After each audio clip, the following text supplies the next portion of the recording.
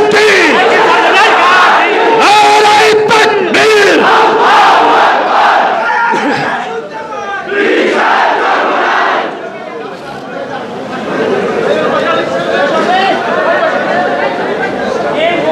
আসসালামু আলাইকুম ওয়া রাহমাতুল্লাহি ওয়া বারাকাতুহু। নাহমাদু ওয়া নুসাল্লি আলা রাসূলিহিল কারীম, আম্মা বা'দ। আউযু বিল্লাহি মিনাশ শাইতানির রাজীম, বিসমিল্লাহির রহমানির রহিম। ওয়া তিলকাল আইয়ামু নুদাবিলুহা বাইনান নাস। সাদাকাল্লাহুল আলিয়্যুল আযীম। সবাই বলে সাল্লাল্লাহু আলাইহি ওয়াসাল্লাম। ইসলামী আন্দোলন বাংলাদেশ বরিশাল মহানগর শাখা কর্তৃক আয়োজিত আজকে সম্মেলনের শ্রদ্ধাভাজন প্রধান অতিথি আমাদের সেরে তাজ ইসলামী আন্দোলন বাংলাদেশের আমির হযরত মাওলানা মুফতি মোহাম্মদ রেজাউল করিম পীর সাহেব হুজুর চরমনাই দামাত বরকাতুল আলিয়া, সভাপতি, সর্বস্তরের নেতা ও জনগণ ভাইয়ার আমার, ইসলামী আন্দোলন বাংলাদেশ কি ও কেন? ইসলামী আন্দোলন বাংলাদেশ বিশ্বাস করে শুধু দেশ, দল এবং নেতার পরিবর্তনের মাধ্যমেই মানুষের শান্তি আসতে পারে না, বৈষম্য দূর হতে পারে না। আপনারা জানেন ব্রিটিশ 200 বছর এদের শোষণ করেছিল, বৈষম্য সৃষ্টি করেছিল। এই বৈষম্য দূর করার জন্যই ব্রিটিশদের বিরুদ্ধে দেশের মানুষ আন্দোলন করেছে, রক্ত দিয়েছে। ব্রিটিশ এদেশ থেকে বিদায় হতে বাধ্য হয়েছিল। ভেবেছিলাম বৈষম্য থাকবে না, মানুষ শান্তি মুক্তি পাবে। কিন্তু কি দেখলাম? ভারতের সংখ্যাগরিষ্ঠ মানুষ সংখ্যালঘু মানুষের সাথে বৈষম্য করছে। আবার আমরা আন্দোলন করলাম, সংগ্রাম করলাম, যদি মুসলমানদের জন্য একটা আলাদা কান্ট্রি করতে পারি তাহলে বৈষম্য দূর হয়ে যাবে। এই মুসলমানদের আন্দোলনের কারণেই 47-এ পাকিস্তান নামে একটা দেশ আমরা স্বাধীন করেছিলাম মানুষের শান্তির জন্য, মুক্তির জন্য। কিন্তু আমরা কি দেখলাম? পশ্চিম পাকিস্তানের লোক পূর্ব পাকিস্তানের মানুষের সাথে বৈষম্য করছে, তাদের অধিকার বাস্তবায়ন করে না। আবারও বৈষম্য দূর করার জন্য 71 আন্দোলন করে বাংলাদেশ নামে একটা ভূখণ্ড আমরা সৃষ্টি করেছিলাম। ভেবেছিলাম আর বৈষম্য থাকবে না, মানুষ শান্তি পাবে, মুক্তি পাবে। সেই স্বাধীনতার স্লোগান কি ছিল? সাম্য, মানবিক মর্যাদা, সামাজিক ন্যায় বিচার। সাম্য, মানবিক মর্যাদা, সামাজিক ন্যায় বিচার প্রতিষ্ঠিত করার জন্যই আন্দোলন করেছিলাম, সংগ্রাম করেছিলাম। কিন্তু আমরা কি দেখলাম? পার্শ্ববর্তী ভারত আমাদের উপরে কর্তৃত্ব করছে, তাদের আইন চাপিয়ে দিচ্ছে। শুধু কি আইন? আপনারা দেখেছেন 71-এর স্বাধীনতার পরে যে 72-এর সংবিধান রচিত হয়েছিল, সেই সংবিধানের মধ্যে ভারতের সংবিধানের মূল 4 নীতি: জাতীয়তাবাদ, গণতন্ত্রবাদ, ধর্মনিরপেক্ষবাদ এবং সমাজতন্ত্রবাদ। ভারতের সংবিধানের মূল 4 নীতি আমাদের 72-এর সংবিধানে চাপিয়ে দেওয়া হয়েছে। স্বাধীন হয়েছে 71-এ, সংবিধান রচনা হয়েছে 72-এ। কিন্তু আজকে কিছু মূর্খ লোকেরা বলে যে 72-এর সংবিধানই নাকি স্বাধীনতার উৎস ছিল। কি বেয়াকুফ! স্বাধীনতার উৎস ছিল কি? সাম্য, মানবিক মর্যাদা, সামাজিক ন্যায় বিচার। শুধু কি তাই? ভারতের সেই সরকার আমাদের দেশের জাতীয় সঙ্গীত আমাদের দেশের কোনো মানুষের দিতে পারে নাই। আজকে আমাদের জাতীয় সঙ্গীতের যে রচয়িতা, সে আমাদের দেশের নাগরিক নয়, অন্য দেশের নাগরিক। এটাও জোর করে ভারত আমাদেরকে চাপিয়ে দিয়েছিল। ভেবেছিলাম আমাদের মধ্যে সাম্যতা রক্ষা হবে, মানবিক মর্যাদা প্রতিষ্ঠিত হবে, সামাজিক ন্যায় বিচার প্রতিষ্ঠিত হবে, মানুষের বাক শক্তির অধিকার পাবে, যেখানে সমস্ত মানুষ স্বাধীন থাকবে, বৈষম্য থাকবে না ঋষিদের মধ্যে, বৈষম্য থাকবে না কামারদের মধ্যে, বৈষম্য থাকবে না জেলেদের মধ্যে, বৈষম্য থাকবে না তাঁতিদের মধ্যে, বৈষম্য থাকবে না পুরুষের মধ্যে, বৈষম্য দূর হবে মহিলাদের মধ্যে, যেখানে বৈষম্য থাকবে না মুসলমানদের মধ্যে, খ্রিস্টানদের মধ্যে, ইয়াহুদিদের মধ্যে। বাংলাদেশের প্রত্যেকটা নাগরিক বাংলাদেশের জনগণ হিসেবে সমান সমান অধিকার ভোগ করবে, তারা শান্তিতে বসবাস করবে, বাকশক্তির অধিকার থাকবে, আমাদের মা বোনদের ইজ্জত এবং আবরুর অধিকার নিয়ে তারা বসবাস করবে। কিন্তু আমরা কি দেখলাম, আজকে ৭১ থেকে ২০২৪ পর্যন্ত ৫৩ বছর যারা ক্ষমতায় ছিল তারা বৈষম্য দূর করতে পারে নাই, মানুষের অধিকার প্রতিষ্ঠিত করতে পারে নাই, ক্ষুধার্ত মানুষের ক্ষুধা নিবারণ করতে পারে নাই, বস্ত্রহীনকে বস্ত্রের ব্যবস্থা করতে পারে নাই, চিকিৎসাহীন মানুষকে চিকিৎসার ব্যবস্থা করতে পারে নাই, যারা খোলা আকাশের নিচে ঘুমায় তাদেরকে সুন্দর বাসস্থানের ব্যবস্থা করতে পারে নাই। আজ হাজারো বাংলাদেশের নাগরিক যারা গরিব মেধাবী কিন্তু অর্থের কারণে উচ্চশিক্ষায় শিক্ষিত হতে পারছে না। এর কারণটা কি? যারা এই ক্ষমতায় ছিল তারা এই জাতি, এই গোষ্ঠী, এই দেশ নিয়ে চিন্তা করে নাই, তারা দল এবং ব্যক্তিকেন্দ্রিক চিন্তা করেছে। একজন মানুষের ভাগ্যের পরিবর্তন হয় নাই। আমরা আবার কি করলাম? এই বৈষম্য দূর করার জন্য ২০২৪ ৫ই আগস্ট আন্দোলনের ভিত্তিতে ফ্যাসিস্টকে হটিয়ে চিন্তা করেছিলাম এবার মানুষ বৈষম্যহীন এক দেশ পাবে, যেখানে বৈষম্য থাকবে না, মানুষের অধিকার প্রতিষ্ঠিত হবে, জুলুম থাকবে না, চাঁদাবাজ থাকবে না, দুর্নীতি থাকবে না, ঘুষ থাকবে না, মিথ্যা মামলা থাকবে না, মানুষ শান্তিতে বসবাস করবে। কিন্তু আমরা কি দেখলাম? ৫ই আগস্টের পরে আবারও সেই বৈষম্য, আবারও চাঁদাবাজি, আবারও দুর্নীতি, আবারও দখলদারি। গিয়ে দেখেন এই বরিশাল আমাদের মডেল থানার মধ্যেও, আমাদের সদর থানার মধ্যেও হাজারো মিথ্যা মামলার পাহাড় হয়ে গেছে। এর কারণটা কি?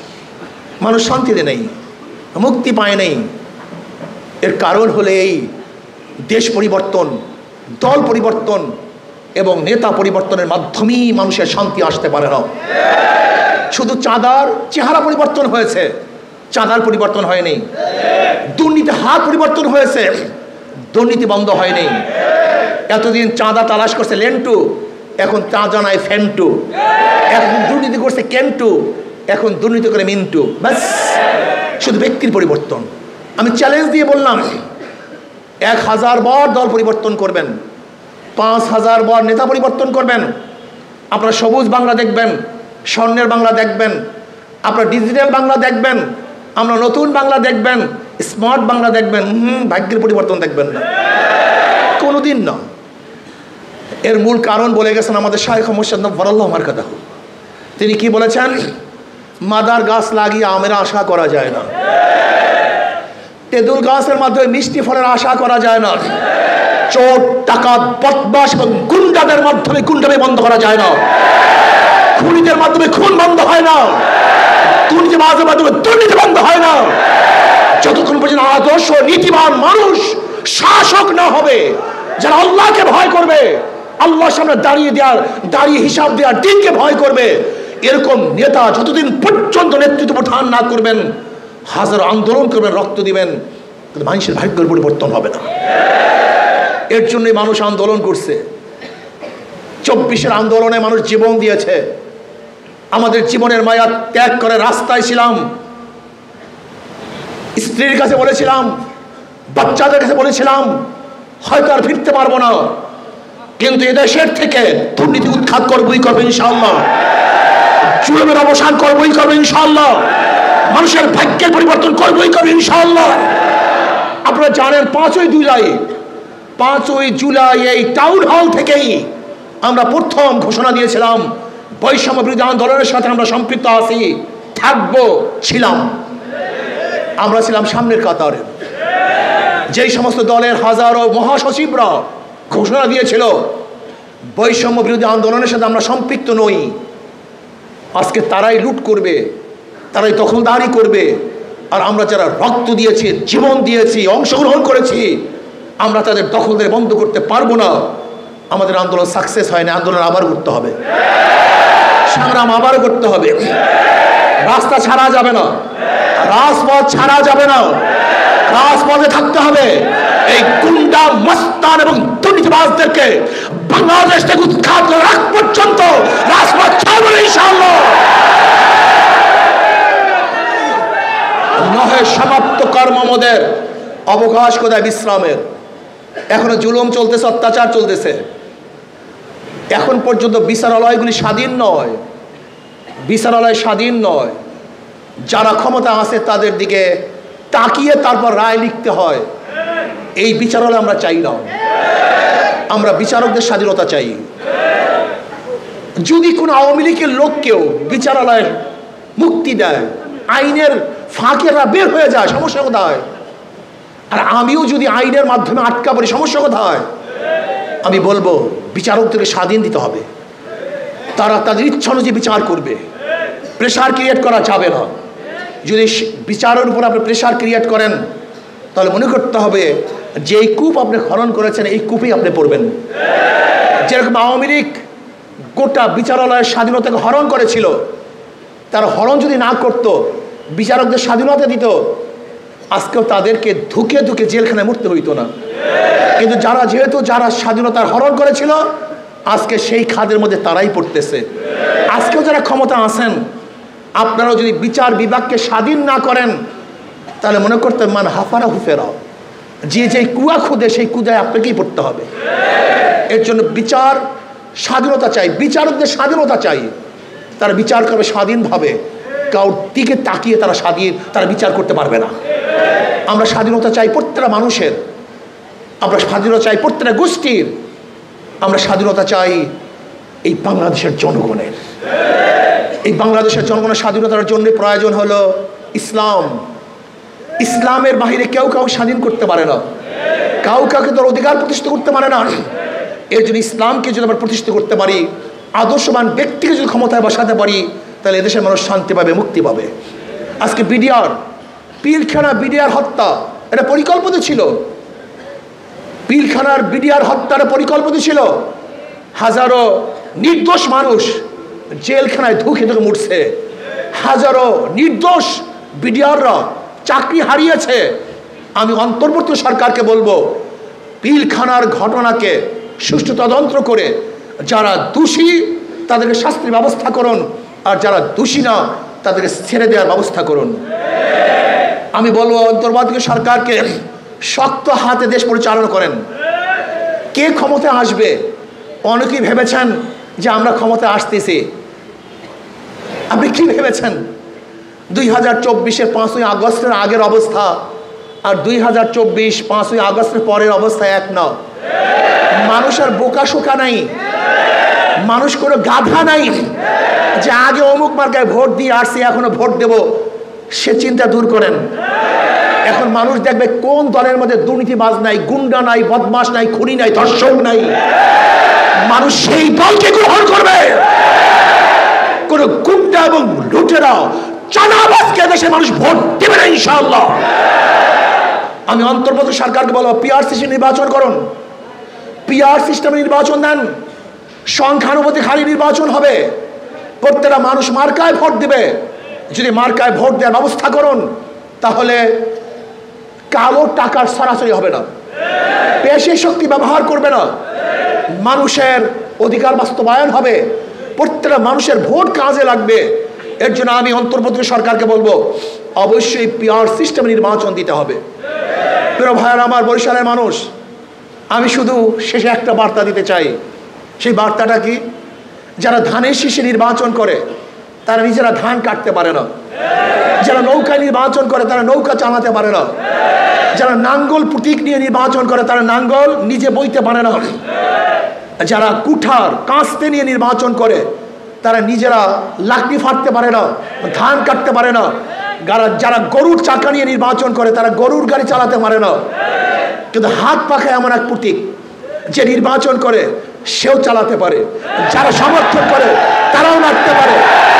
হাত পাখা এমন এক প্রতীক, যারা সমর্থন করে তাদের বিছানায়ও থাকে, যারা সমর্থন করে না তাদের কাছেও থাকে। হাত পাখা হলো শান্তির প্রতীক, মুক্তির প্রতীক।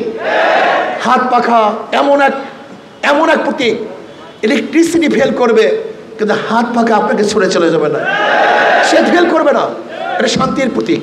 আমি বিশ্বাস করি সর্বজনীন হাত পাখা হিন্দুরা ব্যবহার করে, খ্রিস্টানরাও ব্যবহার করে, ইহুদিরাও ব্যবহার করে, মুসলমানরাও ব্যবহার করে, পুরুষরাও ব্যবহার করে, মহিলারাও ব্যবহার করে, বড়রাও ব্যবহার করে, ছোটরাও ব্যবহার করে।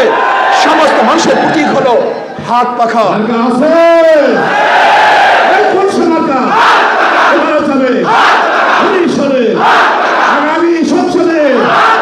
আমি বিশ্বাস করি ইনশাআল্লাহ যদি হাত পাখে বিজয় হয় তাহলে বাংলাদেশ বিজয় হবে। হাত পাখে বিজয় হয়, ইসলাম বিজয় হবে, এই মানবতার বিজয় হবে। আর শেষ কথা হলো, ভারত, আপনি আমাদের দেশ দখল করার ষড়যন্ত্র করতেছেন। আপনার গোলাম এক প্রেসিডেন্টকে, প্রাইম মিনিস্টারকে আপনি বসিয়েছিলেন। এখন গোলাম মুক্ত এক জিন্দিগি আমরা পেয়েছি। ভারতকে বলবো, বাংলাদেশের দিকে হাত উঠাবেন না, আঙ্গুল তুলবেন না, চক্ষু উঠাবেন না। যদি চক্ষু উঠাতে চান তা চক্ষু থাকবে না, হাত ভেঙে ফেলবে ইনশাআল্লাহ। আসুন সম্মিলিতভাবে এই দেশকে গড়ার জন্য, এই মানবতাকে মুক্তি দেওয়ার জন্য ঐক্যবদ্ধভাবে কাজ করব। আল্লাহ আমাকে এবং আমাদের সবাইকে হকের পক্ষে, শান্তির পক্ষে, মুক্তির পক্ষে, জনগণের পক্ষে এক হয়ে কাজ করার তৌফিক দান করেন। আমা আলাইনা ইল্লাল বালাগ। আসসালামু আলাইকুম ওয়া রাহমাতুল্লাহি।